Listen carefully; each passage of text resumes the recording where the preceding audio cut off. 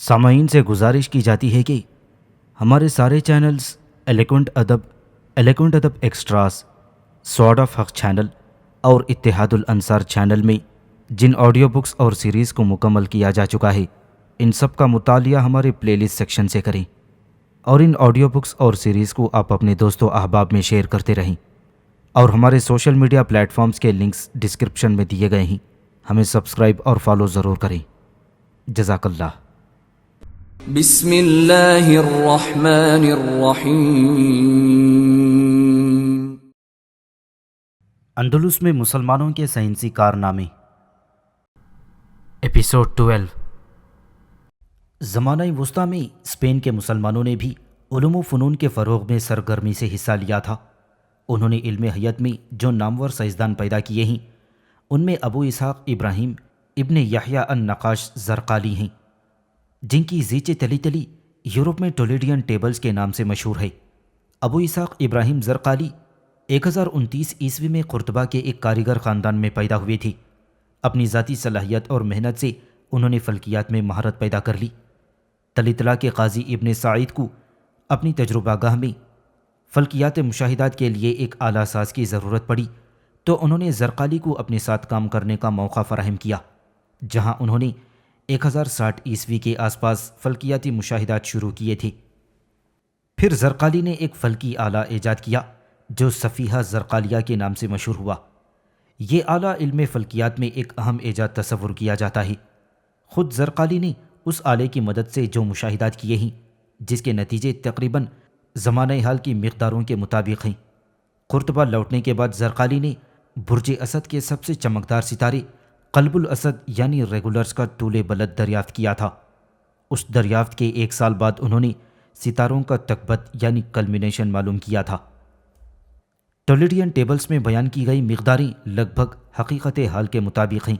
بطلموس نے بحر روم کی مبالغہ آمیز لمبائی 62 بتائی تھی اور خوارزمی نے اسے 52 بتایا، مگر زیچ تلی تلی میں اس کی لمبائی کا تخمینہ 42 دیا گیا ہے، جو تقریباً اصلی تخمینے کے برابر ہے۔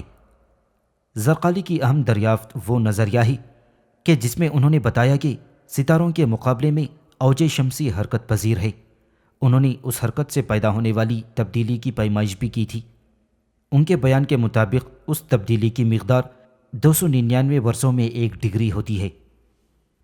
فلپ کے ہیٹی لکھتے ہیں، الزرقالی was evidently the foremost astronomical observer of his age. He devised an improved type of astrolabe called the Safiha, and was the first to prove the motion of the solar apogee with reference to the stars. According to the measurements, it amounted to 12.04 seconds, whereas its real value is 11.8 seconds. زرقالی نمایاں طور پر اپنے عہد کے سب سے اہم فلکیاتی مشاہد تھے۔ انہوں نے ایسٹرولاب کی ایک ترقی یافتہ قسم تیار کی کہ جس کا نام صفیحہ پڑا، اور وہ پہلے شخص ہیں جنہوں نے ستاروں کے مقابلے میں اوج شمسی کی حرکت ثابت کی۔ ان کی پیمائش کے مطابق اس کی مقدار 12.04 سیکنڈ نکلی، جبکہ اس کی اصلی مقدار 11.8 سیکنڈ سالانہ ہوتی ہے۔ زرقالی کی دریافت کی ہوئی قیمت اور جدید دور کے سائنس کی دریافت کی ہوئی مقدار میں سالانہ 0.24 سیکنڈ کا فرق ہے، جو سالانہ 1 سیکنڈ کے چوتھائی حصے سے بھی کم ہے۔ زرقالی کی یہ دریافت اور درستی کے لحاظ سے ان کی معلوم کی ہوئی مقدار سائنسدانوں کی نظروں میں حیرت انگیز تصور کی جاتی ہے۔ زرقالی کی عبقریت یہیں پر ختم نہیں ہوتی، بلکہ انہوں نے بعض معرکۃ الآثار نظریات بھی پیش کیے ہیں۔ ان کی ایک تصنیف کا ترجمہ ٹریٹوڈو ڈ لالامینا ڈ لیسوٹے پلانیٹاس کے نام سے ہوا تھا۔ یہ کتاب یورپ میں نشاط ثانیات کی اولین کتاب ایکویٹوریم پلانیٹوریم کی پیشرو قرار دی جا سکتی ہے۔ زرقالی کی اس تصنیف میں مدار کو بیضوی بتایا گیا ہے۔ قشتالی زبان میں اس کا ترجمہ الفونسو دہم کے حکم سے کیا گیا تھا۔ اس ترجمے میں بھی عطارد کا مدار گول نہیں ہے۔ اسی بنیاد پر کہا جاتا ہے کہ زرقالی نے جوہنس کیپلر سے پہلے بتایا تھا کہ مدار بیضوی ہوتا ہے۔ کیپلر نے اپنی تصنیف نیو ایسٹرونومی یعنی جدید فلکیات میں اپنے 3 قوانین میں پہلے 2 قوانین دیے ہیں۔ ان میں پہلا قانون یہ ہے کہ ایک مقام پر مقرر سورج کے گرد سیارے بیضوی مدار یعنی اوول شیپ میں گردش کرتے ہیں۔ زرقالی نے یہ کتاب 1081 عیسوی میں تحریر کی تھی۔ اس کے 527 سال بعد کیپلر کی تصنیف جدید فلکیات منظر عام پر آئی تھی۔ کیپلر نے اپنی کتاب میں مشتری کو اس طرح قیاس میں لیا ہی کہ جس طرح زرقالی نے عطارد کو لیا ہی۔ ایک رائے یہ ہے کہ کیپلر نے مداروں کے بیضوی ہونے کے امکان پر غور و فکر کر کے پہلا قانون بنایا ہوگا، کیونکہ یہ بات معلوم نہیں ہے کہ وہ زرقالی کی کتاب سے آگاہ تھی۔ مسلمانوں کے فلکیاتی کارنامے تذکرہ نگاری میں دب کر رہ گئے ہیں۔ عام طور پر مسلم سائنسدانوں کے سوانح تذکروں میں ان کے کارناموں کی بنسبت زیادہ توجہ کا مرکز بنتی ہے۔ ان کے علمی انکشافات اور ایجادات علمی انداز سے پیش نہیں کیے جاتے۔ ضرورت اس بات کی ہے کہ ان کے انکشاف اور علمی خدمات کو اولیت درجہ دیا جائے۔ یہ کام محنت طلب ضرور ہے، مگر ناممکن ہرگز نہیں۔ خود یورپ اور امریکہ کے مصنفین نے مسلم سائنسدانوں کے ایسے انکشافات کا ذکر کیا ہے جن سے مسلمان بے خبر ہیں۔ حیات کا میدان بھی ایسے انکشافات اور علمی خدمات سے خالی نہیں ہے جو مسلمانوں کا درہ امتیاز ہے۔ ان میں سے چند ایک یہ ہیں۔ مسلم سائنسدانوں نے زمین کا صحیح محیط معلوم کرنے کی کوشش کی۔ عہد عباسی میں خلیفہ مامون رشید نے الفرغانی اور اس کے ہمکار سائنسدانوں کو حکم دیا تھا کہ بطلموس کے افکار کو تجربہ اور مشاہدے کی کسوٹی پر پرکھا جائے اور زمین کا محیط معلوم کیا جائے۔ چنانچہ مسلم سائنسدانوں نے زمین کی 2 مرتبہ الگ الگ طریقوں سے پیمائش کی۔ پیمائش کے بعد الفرغانی نے حساب لگایا تو زمین کا محیط 25,009 میل نکلا تھا، جبکہ زمین کا اصلی محیط 24,858 میل ہے۔ اس کے بعد البیرونی نے زمین کا محیط دریافت کرنے کی کوشش کی، جو الفرغانی کے مقابلے میں زیادہ بار آور ثابت ہوئی۔ البیرونی کا معلوم کیا ہوا محیط 24,789 میل تھا۔ الفرغانی کے بتائے گئے محیط اور آج کے تسلیم شدہ محیط میں صرف 151 میل کا فرق ہے۔ فلکیات میں مسلمانوں کی ایک قابل قدر خدمت یہ ہے کہ انہوں نے دائرۃ البروج کے انحراف کی وہ مقدار معلوم کی جو یونانیوں کی دریافت کی ہوئی مقدار سے زیادہ صحیح اور حقیقت حال کے مطابق ہے۔ مامون رشید کی دریافت کرائی گئی مقدار میں 52 سیکنڈوں کا اضافہ اور زرقالی کی بتائی گئی قیمت میں اصل قیمت سے 1 منٹ کم ہے۔ البتانی یا ابو الوفا بوزجانی اور البیرونی کی دریافت کی ہوئی مقداریں درست اور صحیح ہیں۔ سیاروں کی سالانہ حرکات کا موضوع بھی مسلمانوں کی توجہ کا مرکز رہا ہے۔ سمرقند کی رصدگاہ میں تیار کی گئی فلکیاتی جدول زیچ جرجانی یعنی زیچ گورگانی جو الغ بیگ کے زمانے میں مرتب کی گئی ہیں، اس موضوع پر حیرت انگیز نتائج سامنے لاتی ہے۔ الغ بیگ کے نام لقب گورگان سے مانون اس کی فلکیاتی جدول میں مسلم سائنسدانوں کی ذہنی صلاحیتوں کا قابل لحاظ مظاہرہ ہوا ہے کہ زیچ میں 5 روشن سیاروں کی سالانہ حرکات کی مقداریں اور جدید دور کی قیمتیں چند سیکنڈز کے فرق کے ساتھ اتنی مطابقت رکھتی ہیں کہ عقل چکرا جاتی ہے۔ الغ بیگ کے زمانے کی دریافت کردہ قیمتوں اور آج کے دور کی معلوم کی ہوئی قیمتوں کا موازنہ ذیل میں دیا جاتا ہے۔ مسلم حیات دانوں نے بیت الموز کی غلطیوں کی نشاندہی کر کے ان کی اصلاح کر دی ہے، اور اس طرح عصر جدید کے سائنسدانوں کے لیے راہ ہموار ہو گئی۔ البتانی کی اصلاحوں کے بعد المجستی کی اصلاح کا کام اسپین میں ہوا تھا، جہاں جابر بن افلاح اور ابو الاسحاق المعروف متروجی نے بیتلموسی حیت کو تنقید کا ہدف بنایا۔ ول ڈورانٹ لکھتے ہیں The Giralda of Seville 1990 AD was on observatory as well as minaret. There Jabir ibn Aflah made the observation for his Islah al-Majisti or correction of the al-Majist 1240 AD. And the same reaction against Ptolemaic astronomy marked the work of Abu Ishaq al-Betruji or the Alpetragius of Cordova, who paved the way for Copernicus by destructively criticizing the theory of epicycles through which Ptolemy sought to explain the paths and motions of the stars. اشبیلیا کا Gerald tower 1190 عیسوی میں رصدگاہ اور مینار دونوں کا کام دیتا تھا۔ یہاں جابر بن افلاح اپنی تصنیف اصلاح المجستی 1240 عیسوی میں مشاہدات کرتے تھے۔ بیتلموسی فلکیات کے خلاف یہی رد عمل کورڈووا کے ابو اسحاق المجروتی کی کتابوں کا امتیازی پہلو بنا، جنہوں نے تدویرات کے اس نظریے پر تقریبی انداز میں تنقید کر کے کوپرنیکس کے لیے راہ ہموار کر دی، جس سے بیتلموس نے ستاروں کے مداروں اور حرکات کی وضاحت کرنے کی کوشش کی تھی۔ سیاراتی حرکتوں کا مسئلہ حل کرنے میں جس شخص کو شیرازی سے زیادہ کامیابی ملی وہ دمشقی نژاد حیاتدان علاؤدین ابو الحسن علی بن ابراہیم بامعروف ابن شاطر ہیں۔ انہوں نے بطلموسی نظریے میں تبدیلیاں کر کے دو مشکل ترین سیاروں عطارد اور چاند کے ایسے ماڈل تجویز کیے تھے جن کا نقشہ ثانی کوپرنیکس کی کتاب میں سامنے آیا تھا۔ انسائکلوپیڈیا آف اسلام میں ڈی پنگری کا بیان ہے: The accomplishment of Ibn Shatir shares many features with the models proposed by Copernicus 2 centuries later. In particular, their models of the Moon and Mercury are identical. They both employ 2C a couple, and they both eliminated the equants in essentially the same way. There can be little doubt then that Copernicus knew of Ibn Shatir's works. The details of the transmission, however, remain obscure. ابن شاطر کی اس ہنرمندی اور ان میں کئی باتیں مشترک ہیں جو 2 صدیاں گزر جانے کے بعد کوپرنیکس نے تجویز کیے تھے۔ دونوں کے بتائے ہوئے عطارد اور قمر کے ماڈل یکساں ہیں۔ دونوں نے زوج توسی سے کام لیا ہے، اس لیے اس میں شک و شبہ کی کوئی گنجائش نہیں کہ کوپرنیکس ابن شاطر کی تخلیق سے واقف تھا۔ تاہم ابھی تک یہ معلوم نہیں ہوا ہی کہ کوپرنیکس کو اس کا علم کیسے ہوا۔ بیتلموس کی سیاراتی تدویر میں تبدیلیاں کرنے کے علاوہ مسلمانوں نے ان کی بتائی ہوئی مقداروں کو بدل دیا۔ انہوں نے خود مشاہدہ کر کے نئی اور بہتر قیمتیں معلوم کی، ستاروں کی نئی جدولیں مرتب کیں۔ فلکیات میں مسلمانوں کا ایک کارنامہ یہ ہے کہ انہوں نے شمسی سال کا ایسا کیلنڈر تیار کیا تھا جو موجودہ مروجہ گریگورین کیلنڈر سے بہتر ہے۔ مسلمانوں نے شمسی سال کا طول مدت معلوم کرنے کی پہلی کوشش مامون رشید کے عہد میں کی تھی۔ اس کے بعد 3 صدی ہجری میں البتانی نے سال کی لمبائی معلوم کر لی۔ انہوں نے سال کی جو مدت دریافت کی وہ یونانیوں کی بتائی گئی مدت کے مقابلے میں آج کی تسلیم شدہ مدت کے زیادہ قریب ہے۔ جلال الدین ملک شاہ کے عہد میں عظیم حیاتدان اور ماہر ریاضی عمر خیام نے تاریخ جلالی کے نام سے ایک کیلنڈر تیار کیا تھا۔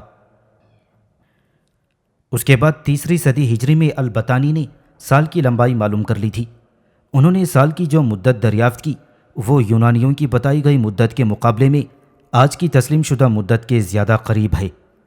جلال الدین ملک شاہ کے عہد میں عظیم حیاتدان اور ماہر ریاضی عمر خیام نے تاریخ جلالی کے نام سے ایک کیلنڈر تیار کیا تھا۔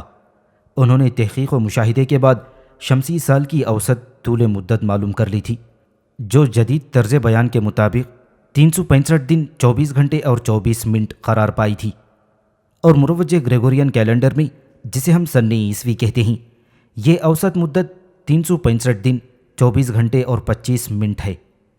شمسی سال کی اصل طول مدت 365 دن 24 گھنٹے اور 22 سیکنڈ ہے، اور اس کے برعکس عمر خیام نے جو کیلنڈر تیار کیا تھا وہ آج کے کیلنڈر سے اس بنا پر بہتر ہے کہ اس میں اصلی شمسی سال سے کہ جو سورج کی سالانہ گردش کی تکمیل پر منحصر ہوتا ہے صرف 0.0002 کی زیادتی ہے کہ جو 5000 برسوں کے مکمل ہو جانے پر ایک دن ہو جائے گی۔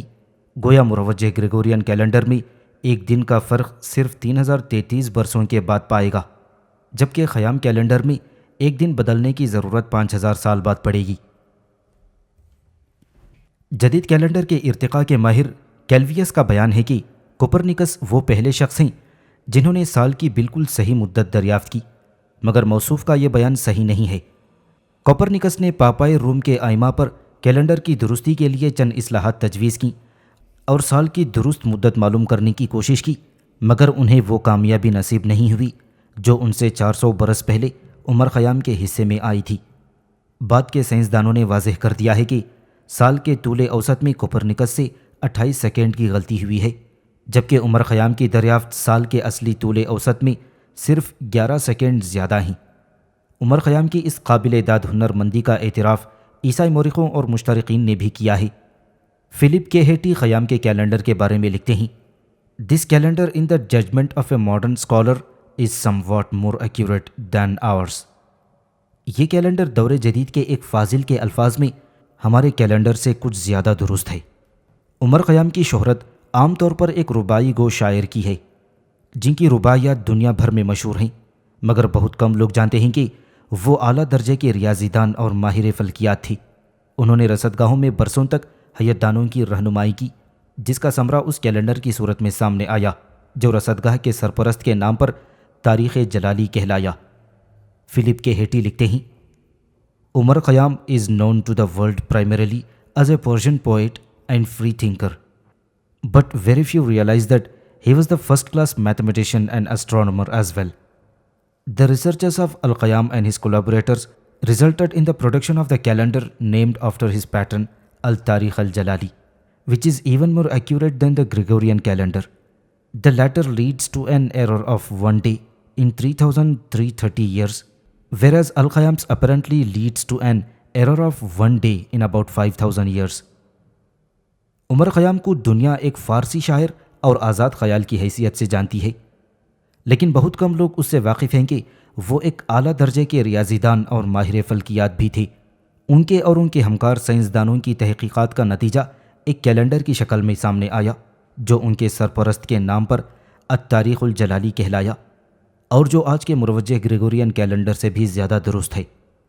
مؤخر الذکر میں یعنی گریگورین کیلنڈر میں 3,330 برسوں میں ایک دن کا فرق پڑتا ہے، جبکہ عمر خیام کے کیلنڈر میں ایک دن کا فرق 5,000 سال میں واقع ہوگا۔ فلکیات میں مسلمانوں کا ایک زرین کارنامہ یہ ہے کہ انہوں نے یورپ والوں کی نگاہیں فرش خاک سے ہٹا کر ستاروں بھرے آسمان کی طرف موڑ دیں۔ انہی کی عربی کتابوں کے یونانی، لاطینی، عبرانی، اسپینی، پرتگالی، قشتالی، فرانسیسی، جرمنی اور انگریزی ترجموں سے اہل مغرب میں حیت کا شوق پیدا ہوا تھا۔ اسپین میں انہی کی یونیورسٹیوں کے فارغ التحصیل یہودی اور عیسائی علماء نے عربی کا سرمایہ یورپی زبانوں میں منتقل کر کے جدید سائنس کی داغ بیل ڈال دی۔ نیز انہی کی زیچوں سے 1140 عیسوی میں مارسل کے ریمنڈ نے اپنی تصنیف اور الفانسو دہم نے 13ویں صدی عیسوی میں اپنی سرپرستی میں جدول تیار کیے تھے۔ فلپ کے ہیٹی نے مغرب پر مسلمانوں کے اثرات کا ذکر کرتے ہوئے لکھا ہے، Finally, it was through Spanish channels that the Latin West found its oriental inspiration in astronomy and astrology. The leading Muslim astronomical works were translated in Spain into Latin, and the Alphonsine tables completed under the aegis of Alfonso in the 13th century were brought from developed Arab astronomy. آخرکار Spain کے ہی ذریعے لاطینی مغرب کو فلکیات اور نجوم میں مشرق کی تخلیقی تحریک ملی تھی۔ اسپین میں مسلمانوں کی اہم فلکیاتی کتابوں کے ترجمے لاطینی میں کیے گئے، اور 13ویں صدی میں الفانسو دہم کی سرپرستی میں جو الفانسوی جداول مکمل کیے گئے تھے وہ عربی فلکیات ہی کی منطقی صورت تھیں۔ پھر موصوف کا بیان ہے کہ مارسل کے ریمنڈ کی تصانیف بھی زیادہ تر زرقالی کی جدول سے ہی اخذ کی گئی تھیں۔ عربوں کی فلکیات یورپ کے دوسرے حصوں میں اس وقت داخل ہونا شروع ہو گئی تھی جب ایک عیسائی معلم گلبرٹ، جو بعد میں پوپ سلویسٹر دوم کے نام سے مشہور ہوئے، وہ اسپین میں علم حاصل کرنے کے بعد اپنے ساتھ فلکیات کی ابتدائی معلومات لے کر واپس لوٹے اور پریمز میں واقع اپنے اسکول میں تعلیم دینے لگے تھے۔ پھر 11ویں صدی عیسوی میں افریقہ کے ایک راہب قسطنطین المتوفہ 1086 عیسوی اسپین سے فارغ التحصیل ہو کر روم گئے اور ایک نزدیکی پہاڑی ماؤنٹ کیسینو کی خانقاہ میں بینیڈکٹ راہبوں میں رہ کر عربی کتابوں کا ترجمہ کرنے لگے۔ پھر ان کے بعد ایک اور راہب ایڈی لارڈ آف بات قرطبہ سے اپنے ساتھ عربی کتابوں کی ایک بڑی تعداد لے گئے اور اپنے بھتیجے کی مدد سے ان کا ترجمہ کر کے فرانس اور انگلستان میں انہیں پھیلا دیا تھا۔ پھر 12ویں صدی عیسوی میں ترجمے کا کام زیادہ تیز رفتاری کے ساتھ ہوا۔ اس صدی کے مشہور مترجمین میں ایڈی لارڈ آف بات کے علاوہ جرار قرمونی اور جان آف سیویلی مشہور ہیں۔ پھر عربی کتابوں کے ترجمے کا عمل اگلی صدیوں میں بھی جاری رہا۔ عصر جدید میں ترجمے کا کام زیادہ تر یورپ کی دوسری زبانوں اسپینی، جرمنی، فرانسیسی، انگریزی اور روسی زبانوں میں بھی ہوا تھا۔ مسلم فلکیات کے ترجمے اور اس پر تحقیق کا سلسلہ یورپ اور امریکہ میں آج بھی دلچسپی کے ساتھ جاری ہے۔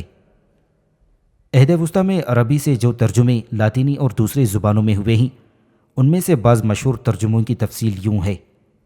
12ویں صدی کے اوائل میں ایڈی لارڈ آف بات نے الخوارزمی کی زیچ کا ترجمہ لاطینی میں کیا تھا۔ 12ویں صدی کے نصف آخر میں جرار القرمونی نے جداول تلی تلی کا ترجمہ لاطینی میں کر دیا تھا، اور اس مجموعے میں خوارزمی، بطانی اور زرقالی کی زیچیں شامل تھیں۔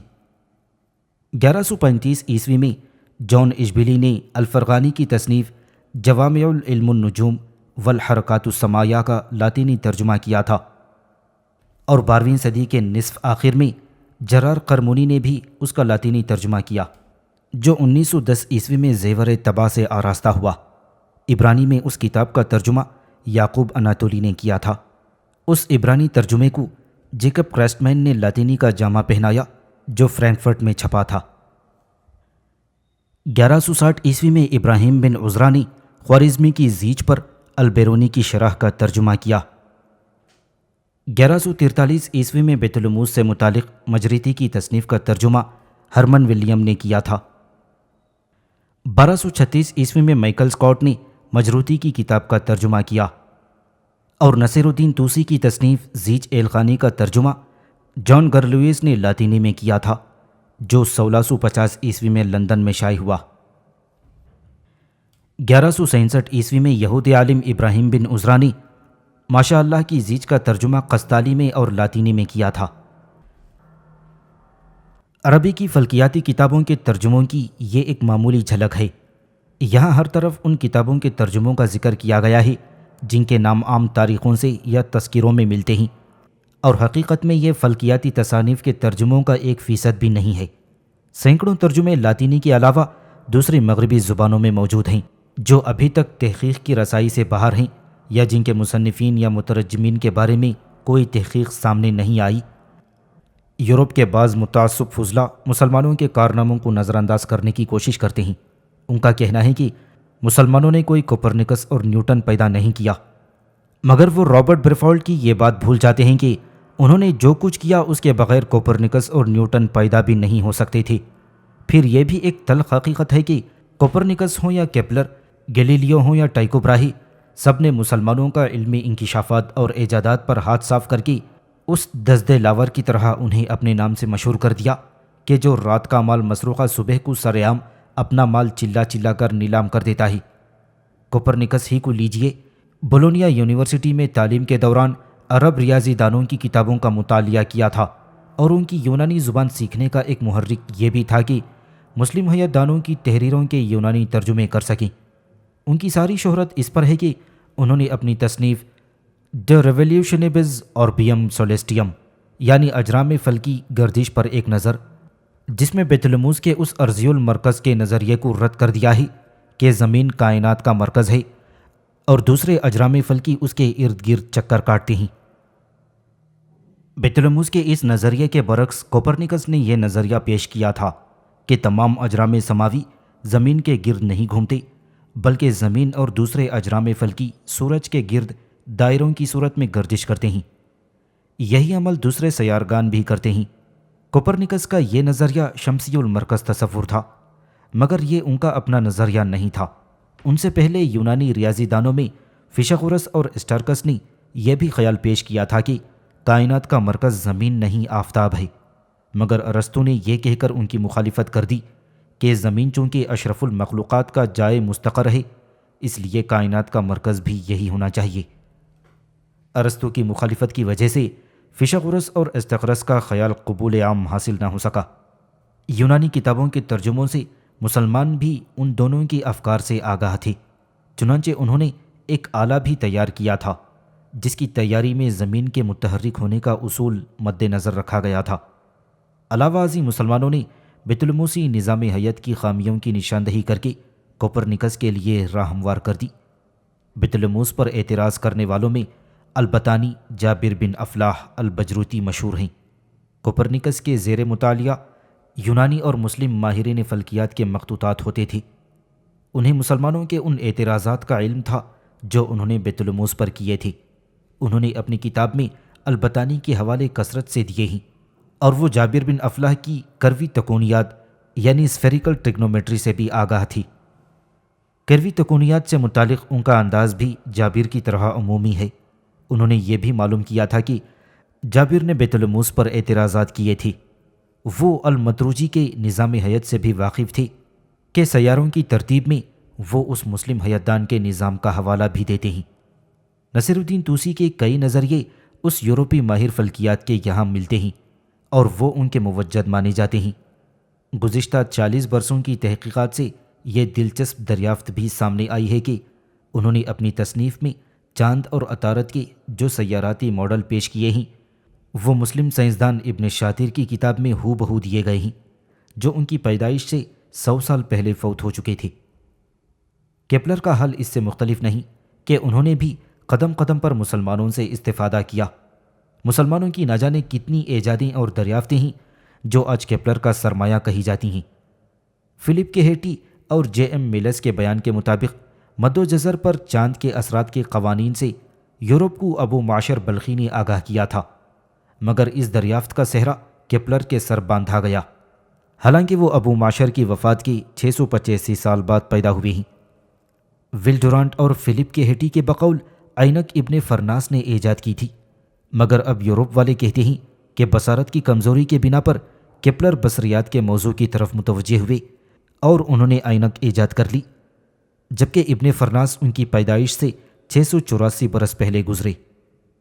اگر بصریات ہی کا موضوع لے لیں تو اس میں بھی وہ ابن حیثم کی مرہون منت ہیں۔ ان کے افکار پر قرون وسطیٰ کی اس عظیم ماہر بصریات کی گہری چھاپ ہے۔ فلکیات کے میدان میں بھی کیپلر نے مسلم سائنسدانوں سے خوشہ چینی کی ہے۔ البتانی کی زیج السابی اور ابن یونس کی زیج الکبریہ الحاکم کے ترجمے ان کے پیش نظر ہوتے تھے، اور اس سے بھی بڑھ کر یہ کہ سیاروں کی بیضوی حرکت کے جن 3 قوانین کی شہرت کا انحصار ہے، اس میں پہلا ہی قانون زرقالی نے کیا تھا جو ان کی پیدائش سے 400 سال پہلے گزرے ہیں۔ یہی حل گیلیلیو کا ہے کہ انہوں نے اپنے باجا کی حرکیات سے حوصلہ پا کر ارسطو کے اس نظریے کی تردید کی تھی کہ گرتے ہوئے اجسام کی رفتار کا تناسب ان کے وزن سے ہوتا ہے۔ ابن باجا کے علاوہ دوسرے مسلم سائنسدانوں کا بھی یہی خیال تھا کہ گرتے ہوئے اجسام کی اسرع کا تعلق ان کی کمیت سے نہیں ہوتا۔ گیلیلیو ان کے اس نظریے سے واقف تھا، مگر بعد میں یہ روایت گھڑی گئی کہ انہوں نے پیسا کے مینار سے 1 پاؤنڈ اور 10 پاؤنڈ وزن کے سیسے کی 2 گیندیں ایک وقت گرا کر تجربہ کیا تھا۔ سطح مائل پر اترتے ہوئے جسم کی حرکت کے متعلق نظریہ سب سے پہلے ابن باجا نے پیش کیا تھا۔ ابن رشد کی تحریروں کے ذریعے لاطینی مغرب اس سے آشنا ہوا۔ گیلیلیو بھی اس سے باخبر تھا۔ وقت کی پیمائش کے لیے پینڈولم کا استعمال سب سے پہلے ابن یونس نے کیا تھا، جس کا اعتراف یورپ والوں نے بھی کیا ہے، مگر اہل یورپ اسے گیلیلیو کی دریافت بتاتے ہیں، جو ابن یونس کی وفات کے 500 سال بعد پیدا ہوئے ہیں۔ کشش کا نظریہ مسلمانوں نے پیش کیا تھا، مگر اب اسے یورپ کی متا دریافت کہا جاتا ہے۔ دوربین ابو معاشر بلخی نے 27 محرم 217 ہجری کو بنائی تھی، لیکن اب اسے گیلیلیو کی ایجاد مانا جاتا ہے۔ سورج کی سطح پر دھبوں کی نشاندہی سب سے پہلے ابن رشد نے کی تھی، مگر یورپ کی کتابوں میں لکھا ہے کہ یہ دھبے پہلے پہل گیلیلیو کی دوربین کو نظر آئی کہ جنہوں نے ابن رشد کی آنکھ بند ہوئے 366 سال بعد آنکھیں کھولی ہیں۔ پھر یہی کیفیت ڈنمارک کے ماہر فلکیات ٹائکو براہے کی ہے۔ انہوں نے مسلمانوں کی کتابوں سے بھرپور استفادہ کیا ہے۔ وہ کثرت سے البتانی کے حوالے دیتے ہیں۔ ان کی 2 رصدگاہیں ہیں جو مراغہ کی مسلم رصدگاہ کے نمونے پر بنائی گئی تھیں، اور یورپ والے ان کے گراں بار مزولے کا ذکر اکثر کرتے ہیں، مگر یورپ کے نامور مورخوں اور مصنفوں نے بھی اعتراف کیا ہے کہ انتظام و انصرام آلات کی تنصیب اور مشاہدے کے طور طریقوں میں ان کی رصدگاہ مراغہ کی نقل، اور وہ خود مراغہ کے مسلم حیاتدانوں کا مقلد تھے۔ 11ویں صدی کے عیسائی راہب کانسٹنٹین دا افریقن کا شمار ان لوگوں میں ہوتا ہے جنہوں نے لاطینی دنیا میں عربی علوم کو روشناس کر کے یورپ پر بہت بڑا احسان کیا ہے، مگر اس تارک الدنیا عیسائی راہب نے دنیا پرستوں کو بھی ماند کر دیا ہے۔ میکس میرہوف لکھتے ہیں، Constantine was a shameless plagiarist claiming for himself many works which he had translated from Arabic into Latin۔ Constantin ایک بے شرم سارق تھی کہ انہوں نے بہت سی کتابوں کے مصنف ہونے کا دعویٰ کیا جنہیں وہ عربی سے لاطینی میں ترجمہ کر چکے تھے۔ جدید سائنس کی تاریخ میں مسلم فلکیات کے حقیقی مقام کا تعین کرنا اس وقت دشوار معلوم ہوتا ہے جب تک کہ مغربی زبانوں میں ترجمے کیے گئے عربی ورثے کو کم از کم قابل قدر حد تک منظر عام پر نہ لایا جائے۔ اب تک کی تحقیق سے اس قدر پتہ چلا ہے کہ یورپ میں علم حیات کی نشوونما اور ارتقاء میں مسلم فلکیات نے فیصلہ کن کردار ادا کیا ہے، جس کا اعتراف فلپ کے ہیٹی نے بھی کیا ہے۔ Several of the Muslim works on astronomy were translated in course of time into Latin, especially in Spain, and exerted to determining influence on the development of science in the Christian Europe۔ فلکیات کے موضوع پر متعدد مسلم تصانیف کو وقت کے ساتھ ساتھ بالخصوص اسپین میں لاطینی کا جامہ پہنایا گیا تھا، اور ان ترجموں نے عیسائی یورپ میں سائنس کے ارتقاء میں فیصلہ کن کردار ادا کیا۔ مسلمانوں نے نہ صرف دماغی کاوشوں سے یورپ کو عقلی روشنی عطا کی تھی، بلکہ ان کی سرزمین پر اپنے نقوش بھی ثبت کر دیے تھے۔ ڈریپر کے بقول سرزمین یورپ پر سب سے پہلے انہوں نے ہی رصدگاہیں تعمیر کی تھیں۔ اشبیلیہ کا جیرلڈ مینار اس مقصد کے لیے 1196 عیسوی میں ماہر ریاضی جابر بن افلاح کی نگرانی میں تعمیر کیا گیا تھا۔ ایک دوسری جگہ فاضل موصوف لکھتے ہیں، The first medical college established in Europe was that founded by Saracens at Salerno in Italy. The first astronomical observatory was that erected by them at Seville in Spain. Europe کی زمین پر پہلا میڈیکل کالج وہ تھا جسے عربوں نے اٹالی میں سیلرنو کے مقام پر قائم کیا تھا، اور پہلی فلکیاتی رصدگاہ وہ تھی جسے انہوں نے اسپین کے شہر اشبیلیہ میں کھڑا کیا تھا۔ اسپین سے جب مسلمانوں کو نکال دیا گیا تو جہالت کی وجہ سے عیسائیوں کی سمجھ میں نہیں آیا کہ اس مینار سے کیا کام لیا جاتا ہے۔ فلکیات سے کورے تھے، اس لیے رصدگاہ کے بارے میں سوچ بھی نہیں سکتے تھے۔ ناچار ہو کر انہوں نے اسے گرجا کے گھنٹے گھر میں تبدیل کر دیا تھا۔ ڈریپر نے بھی اس افسوسناک واقعے کا ذکر کیا ہے۔ After the expulsion of the Moors, it was turned into a belfry, as the Spaniards not knowing what else to do with it. مسلمانوں کے اخراج کے بعد اسے گرجا گھر کے گھنٹے گھر میں تبدیل کر دیا گیا تھا، کیونکہ اسپینی نہیں جانتے تھے کہ اسے کسی دوسرے کام کے لیے بھی استعمال کیا جا سکتا ہے۔ جن لوگوں نے اس عظیم مینار کی تعمیر کی تھی وہ زمین والوں کی تنگ دلی سے واقف تھے۔ زمین پر ان کے نقوش مٹائے جا سکتے تھے، اس لیے انہوں نے اپنی ناقابل فراموش یادگاریں آسمانوں پر چھوڑ دی ہیں۔ چنانچہ کرۂ فلکی پر ستاروں کے نام پڑھنے والا آج بھی ان کے لافانی نقوش دیکھ سکتا ہے۔ فلپ کے ہیٹی لکھتے ہیں، Arab astronomers have left the sky immortal traces of their industry, which everyone who reads the names of the stars on an ordinary celestial sphere can readily discern. Not only are most of the stars' names in European languages are of Arabic origin, such as Akrab, Scorpion, Al-Jadi, the Kid, Altair, the Flyer, Deneb meaning tail, Farkad meaning calf, but a number of technical terms including Azamat, Al-Sumat, Nadir, Nazir, Zenith, Al-Samit. All these are likewise of Arabic etymology, and to testify the rich legacy of Islam to Christian Europe. عرب حیات دانوں نے اپنی محنت کے لافانی نقوش آسمان پر چھوڑے ہیں، جنہیں وہ ہر شخص آسانی سے شناخت کر سکتا ہے جو معمولی کرۂ فلکی پر ستاروں کے نام پڑھتا ہے۔ نہ صرف یہ کہ یورپی زبانوں میں اکثر ستاروں کے نام مثلاً عقرب، الجدی، الطائر یعنی پرندہ، الذنب یعنی دم، الفرقد یعنی بچھڑا، یہ الفاظ عربی الاصل ہیں، بلکہ متعدد فنی اصطلاحات بشم العظمت یعنی السمود، ندیر یعنی نذیر، اور الزینت یعنی السمت وغیرہ بھی عربی سے ہی لیے گئے ہیں، کہ جو اسلام کے اس گراں قدر ورثے کی گواہی دیتے ہیں جو اس سے عیسائی یورپ کو ملا تھا۔